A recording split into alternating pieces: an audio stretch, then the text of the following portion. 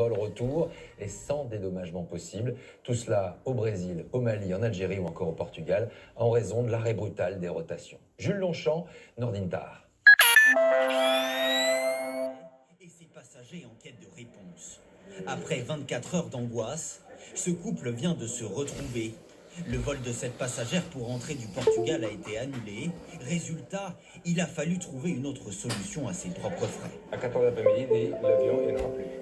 Terminé. Maintenant, débrouillez-vous, entrez-vous par votre propre moyen. Tout compte fait, on est à pratiquement 800 € de frais pour un seul billet. À Orly, devant le comptoir vide d'Aigle Azur, l'incertitude plane. Avec l'annonce du redressement judiciaire de la compagnie, les clients sont amers. Il n'y a personne et on ne sait plus quoi faire. On a les billets, personne pour les rembourser. À travers le monde, ce sont des milliers de voyageurs qui sont impactés, principalement en Algérie, au Mali, mais aussi au Portugal ou encore au Brésil. Une longue attente, comme à l'aéroport d'Alger, où l'inquiétude monte chez les voyageurs. Je suis stressé, j'ai peur parce que j'ai travaillé le lundi, le 9. Alors voilà, j'attends.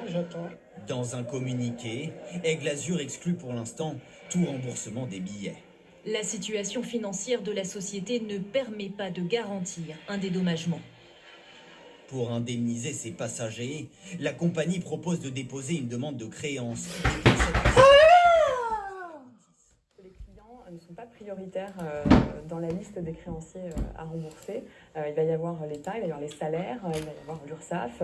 Voilà, tous ces organes, effectivement, ces organismes sont prioritaires et les clients, malheureusement, vont être les derniers. Donc s'il n'y a plus de fonds, les clients ne pourront pas être remboursés. Ce soir, le gouvernement doit rencontrer les autres compagnies aériennes pour accélérer le rapatriement des voyageurs, avec notamment des vols à bas prix.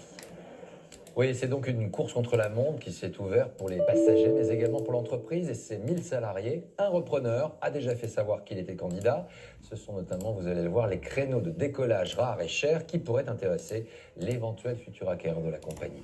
Julien Bigard, Yvon Baudin. Aigle Azur a déposé le bilan et laisse derrière lui un trésor qui fait beaucoup d'envie. La compagnie assurait 13 vols chaque jour depuis Orly. Elle possède donc des slots, c'est-à-dire des créneaux horaires pour accéder à cet aéroport aux portes de Paris. Un slot, ça n'est rien d'autre que le droit de décoller et d'atterrir à un moment donné dans un aéroport. C'est une ressource très rare qui a une véritable valeur, en particulier pour les vols du matin et les vols du soir qui sont les plus demandés. Ils sont convoités, car sur l'aéroport d'Orly, le nombre de créneaux horaires est limité à 250 000 par an, et ils sont tous déjà occupés. Or, à lui seul, Aigle Azur en possédait 9 800. Pour récupérer cette denrée rare, une seule possibilité, reprendre la compagnie avec ses avions et ses salariés. Même si la compagnie en elle-même n'est peut-être pas rentable, a beaucoup de dettes, le fait de racheter la compagnie, il y a une valeur importante sur ces slots, parce que la compagnie qui va racheter ces slots-là va pouvoir développer son activité, ouvrir de nouvelles lignes et gagner de l'argent. Les compagnies font donc la queue pour formuler une offre. Il y a quelques jours, la low-cost espagnole Vueling s'est positionnée pour reprendre 60% de l'activité. Près de 6 000 créneaux horaires contre 27 millions d'euros, soit 4 500 € l'atterrissage ou le décollage. Air France est également intéressé. Le pactole des créneaux horaires pourrait donc...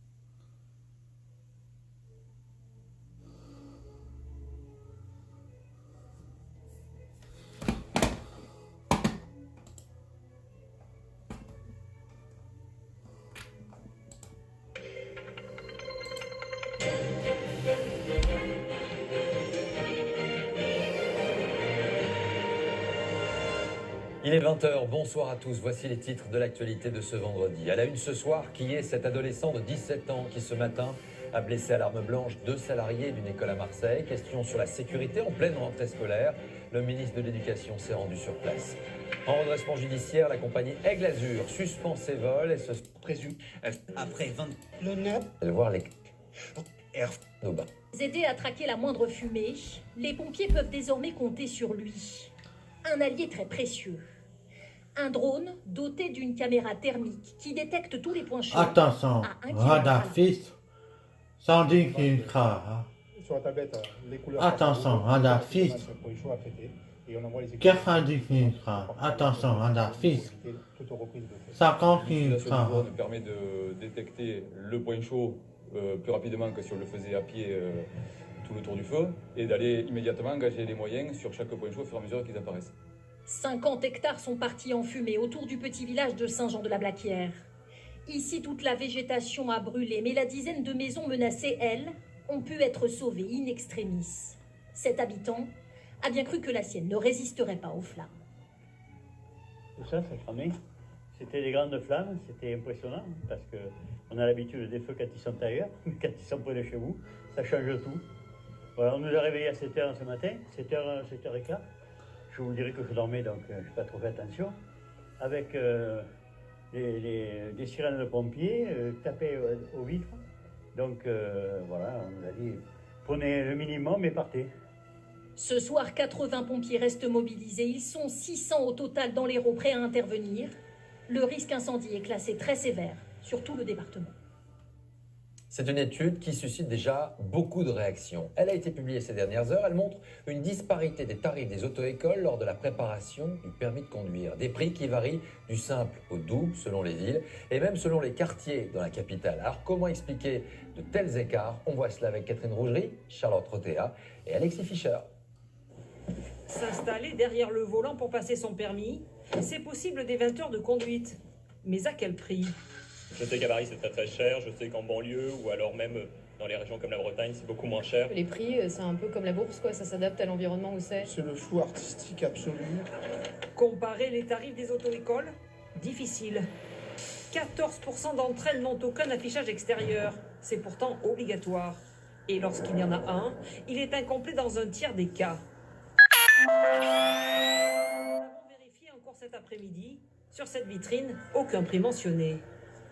Normalement, les auto-écoles, ils mettent leurs tarifs sur les vitrines ou pas? Parce que ça dépend, ils sont plus ou moins visibles. Oui. vous préférez pas les afficher? Afficher une partie, mais pas tout, parce que je fais plein de formations différentes. Ah oui, donc c'est il va y en avoir partout. Ce n'est pourtant pas le plus cher.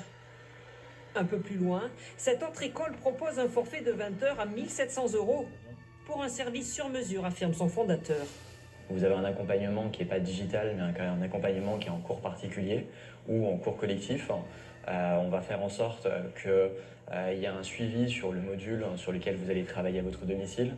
Le forfait classique de 20 heures peut aller de 700 € à Lille à 1 700 € à Paris.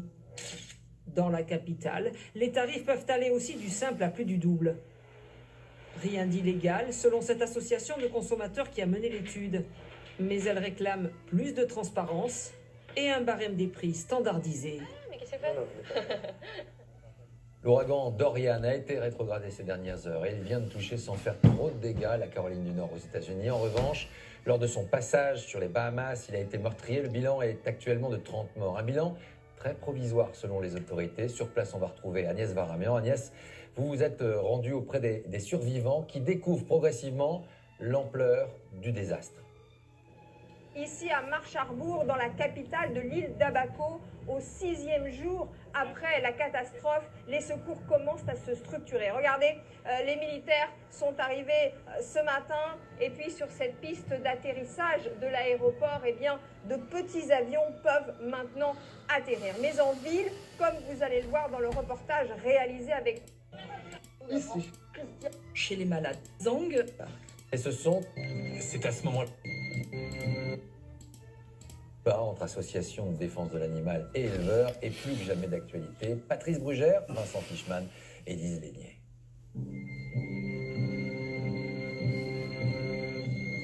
Le loup attaque souvent à la tombée de la nuit. C'est C'est à ce moment-là que la brigade loup prend position. Ces agents de l'État sont les seuls habilités à tuer le grand prédateur. Vous ne verrez pas leur visage, car le sujet est sensible. Des fois, tu as une fenêtre de tir de 3-4 secondes. Si dans les 3-4 secondes, tu n'as pas saisi ta chance, tant pis pour toi.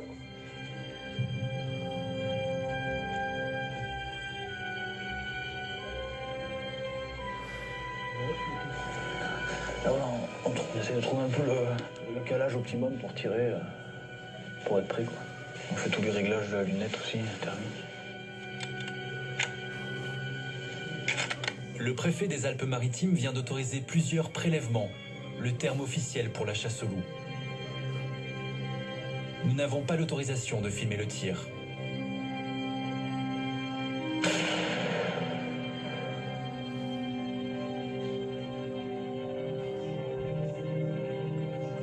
Ici, à plus de 2000 mètres d'altitude, il y a 700 brebis pendant toute la belle saison. Ce troupeau est en première ligne face au loup. C'est pour le protéger que la brigade est... C'est pour... Chez la route. Le cas pour la compagnie quartier. Je vais passer le concours pour entrer. Dans la France. Après un tour d'essai, la déchistérone, la famille, les photos, d'un camion.